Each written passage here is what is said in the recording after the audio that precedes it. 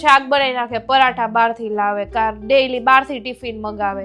એવી રીતે કઈ રોજ તો ચાલે નહીં. આપણી સેલેરી તો કઈ એટલી અંબાણી જેટલી છે નહીં. ઘણા લોકો બાંધતા હોય કે આજે મારે જ બનાવવાનું, બહારથી ખાવાનું મગાવે, રોટલી બહારથી લઈને ખાય. તને ખબર છે ઘણા લોકો કેનેડામાં એવા છે કે ખાલી જમવાનું બનાવવા માટે બાંધતા હોય. બસ હું અત્યારે અહીંથી જ વિડીયો શરૂ કરું છું. હું અત્યારે જસ્ટ જોબેથી ઘરે આવ્યો અને આજે આપણે જોઈએ કે દીપાલી શું બનાવે છે. તો ચાલો પહોંચી ગયા. ઓ દીપ્સ, હા શું બનાવ્યું? બની ગયું. શું બનાવું? આજે આપણે બનાવ્યું છે ભરતું. આ એક તારી માટે વઘારેલું અને મારી માટે કાચું. પછી બનાવી છે ભાખરી, આજે ભૂંગળા, સેલેડ, ચા અને છાશ. આ લોકો કોણ ખાય છે? કાચું ભરતું કોણ લોકો ખાય છે? એ આપણે ગુજરાતમાં છે ને, આપણે મતલબ ઇન્ડિયામાં સવારના ટાઈમે લોકો કાચું ભરતું ખાતા હોય, જેને વઘારેલું ન ભાવે. મને વઘારેલું ઓછું ભાવે એટલે હું કાચું ખાઉં. મને કાચું બહુ ભાવે, મસ્ત લાગે. તમે એકવાર ટ્રાય કરજો. ખાલી રીંગણ શેકી નાખવાના, એની અંદર લીલું મરચું, આદુ, ધાણા અને લીલા કાંદા, મીઠું, લીંબુ આટલું જ નાખવાનું અને હલાવીને મસ્ત આપણે ખાવાનું. ભાખરી હારે તો ઓર મજા આવે. દીપ્સ, હું એક વાત કહું, આપણે બંને જોબ કરીએ છીએ, તો તું આવીને વહેલા આવીને શું કરવા બનાવી નાખે છે? મારી વાટે કેમ નથી રહેતી? આપણે બંને બનાવીએ. તને ખબર છે ઘણા લોકો કેનેડામાં એવા છે કે ખાલી જમવાનું બનાવવા માટે બાંધતા હોય છે. બાદે બે, કેમ કે બે જણા કામે જાતા હોય, ઘરે આવીને બે થાકી ગયા હોય, પત્ની દેખલી બનાવતી હોય હર ટાઈમે, તો એ લોકોને ઝઘડો થાય તેને. તો તારે કેનેડામાં એવો કઈ કિસ્સો છે તમારો કોઈ ફ્રેન્ડ સર્કલ બાંધેલા? જમવાનું બનાવવા માટે ડેઈલી ઝઘડો થતો કે હું જોબે જાઉં છું, તુંય જાશો, તો હું એકલી જ કેમ જમવાનું બનાવું. ઘણા લોકો બાંધતા હોય કે આજે મારે જ બનાવવાનું, બહારથી ખાવાનું મગાવે, રોટલી બહારથી લઈને ખાય.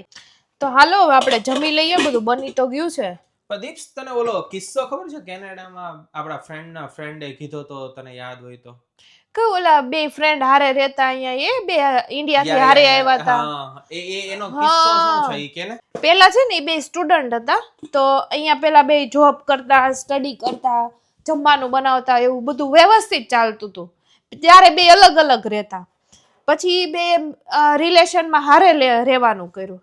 તો પછી કેવું થયું,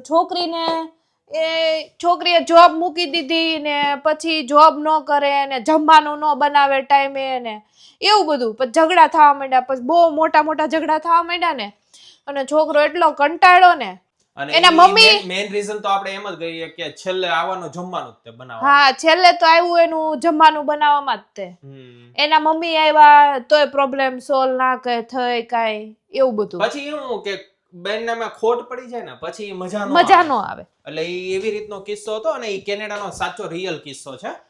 તો એવો કિસ્સો પણ બનેલા છે. એટલે બેટર છે કે ભાઈ તમારે જ્યારે ઓપોર્ચ્યુનિટી મળે ત્યારે બંનેને એકબીજાની સહાય કરી દેવાની. આ બધાય આ ભૂંગળા ક્યાંના હશે? તમને કોઈને ખબર હોય તો કહી દો. અને આટલા નાના શોર્ટ આનો છે ને આપણે ઓલું કહી દઈએ કે ચિત્રા JIDC મળે છે, પણ હવે તમારે ગોતી લેવાનો કયું સિટી છે. આ ન્યાના ભૂંગળા છે. આપણે પ્રોપર અને એકદમ પ્રોગ્રામ કરવાનો છે કે નહીં. સોફ્ટ, એકદમ સોફ્ટ. આપણે એમ ખાતા હોય ને મોઢામાં, ખબર તાળવે ઘસાઈ જાય, મોઢામાં મૂકો ને પીગળી જાય ને, ઈ આ ભૂંગળા. એટલે તમને બધાને આઈડિયા આવી જ ગયો હશે ક્યાંના હશે. અને આ ભૂંગળા ક્યાં મળે છે ને, ન્યા જ આવડું આ મળે છે. ઈ તે સિટી, શહેર જે કહેવાય. એટલે તમને બધાને આઈડિયા આવી જાય આ ક્યાં બને છે. અને નીચે કમેન્ટ કરીને કહેજો મને કે અમે ક્યાંથી લાવ્યા છે, સિટી કયું છે. આપણે આ લીધા છે થોડા ભૂંગળા, થોડો લેશું ઓળો, કાચો ઓળો, એક ભાખરી, આ મમ્મીના હાથની વેફર, આ મને બહુ ભાવે વેફર, એક ગોળ લેશું. અમારે અહીંયા છે ને કેનેડામાં આવો ગોળ મળે, ક્યુટ ગોળ. અને આ છે મારી છાશ. ના થોડુંક લેશું. સેલેડ અને કાકડી, મસ્ત મજાની ભાખરી, ચા. હોટપેડ જરાક નજીક લાવો ને.